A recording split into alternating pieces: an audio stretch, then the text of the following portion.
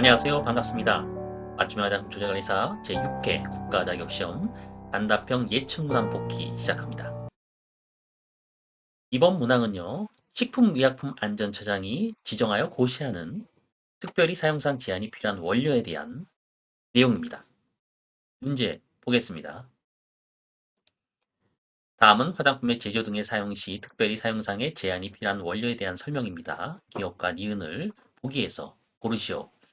자, 식품의약품안전처장은요, 보존제, 기억과 니은 등과 같이 특별히 사용상 제한이 필요한 원료에 대해서는 그 사용 기준을 지정하여 고시하여야 한다.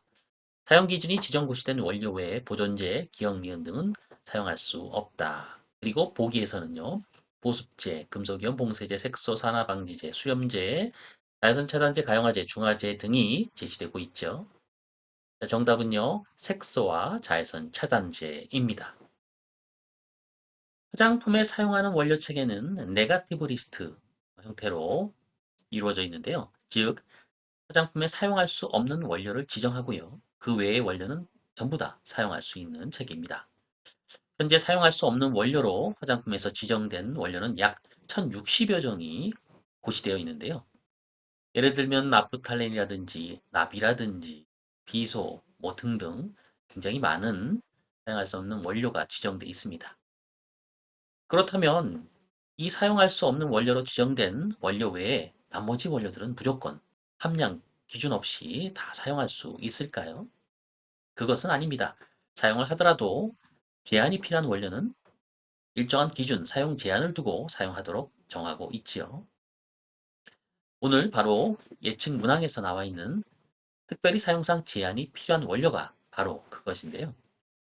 예측 문항에서 보시다시피 보존제나 색소, 자외선 차단제, 그 밖에 또 연모제 등 특정 효과를 가지면서 원료 독성이 우려되는 원료에 한정을 합니다. 본 문항에서 정답으로 제시되고 있는 색소는요, 색소의 기준 및 시험 방법이라는 고시에 따라서 그 나라마다 그 규제를 하고 있는데요. 사용 제한을 두고 있습니다.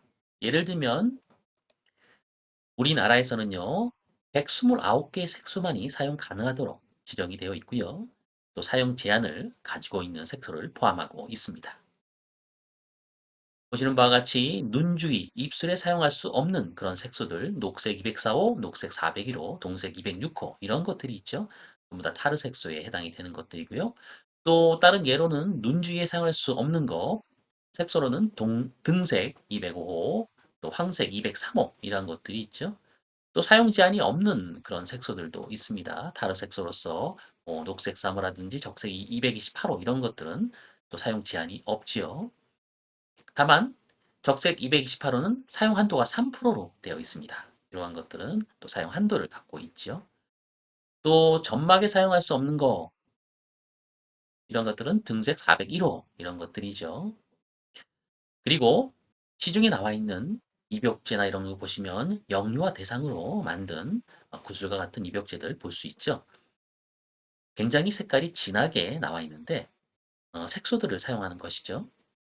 자, 이 중에 영유아 제품류 또는 만 13세 이하 어린이가 사용할 수 있음을 특정하게 표시하는 제품에는 사용할 수 없는 색소 바로 적색 2호, 적색 102호입니다. 시중에 유통되고 있는 입욕제나 이런 것들 중에서 만약에 전성분 표시에 적색 2호, 적색 102호인데 영유아나 어린이 대상 제품이다. 그러면 이거는 위법 행위가 되는 것이죠. 이 두 가지에 대한 색소고요. 또 적용 후 바로 씻어내는 제품 및 연모용 화장품에만 사용하는 그러한 색소들 등색 204호나 적색 106호 같은 것들이 있고요. 아예 사용 제한이나 특별한 사용 한도를 정하고 있지 않은 그런 원료들도 있습니다. 예를 들면 티타늄 디옥사이드, 징크 옥사이드 이것은 자외선 차단제이면서도 색소로 분류가 되어 있는데요. 사용 제한이 없죠. 그 외에도 연모용 화장품에만 사용하는 색소들도 있습니다. 염기성 청색 99호라든지 염기성 적색 76호라든지 등등이 있고요. 자, 마지막으로 화장 비누 2019년도 화장품으로 전환된 품목이죠. 화장 비누에만 사용하는 색소 현재 세 가지가 지정 고시되어 있는데요. 피그먼트가 들어있는 색소들입니다. 피그먼트 적색 5호, 피그먼트 자색 23호, 피그먼트 녹색 7호. 이렇게 색소는 사용 제한 또는 사용 한도를 가지고 있지요. 자, 그리고 화장품의 사용상 특별히 제한이 필요한 원료 중 자외선 차단 성분입니다. 다음과 같이 30가지의 성분이 사용 한도를 가지고 있는데요. 예를 들어 트로메트리졸 1.0%까지 사용 한도를 갖고 있고, 또 벤조페논 3, 벤조페논 4, 벤조페논 8, 뭐 이런 벤조페논 계통 사용 한도 5%에서 또 3% 이렇게 사용 한도를 갖고 있죠.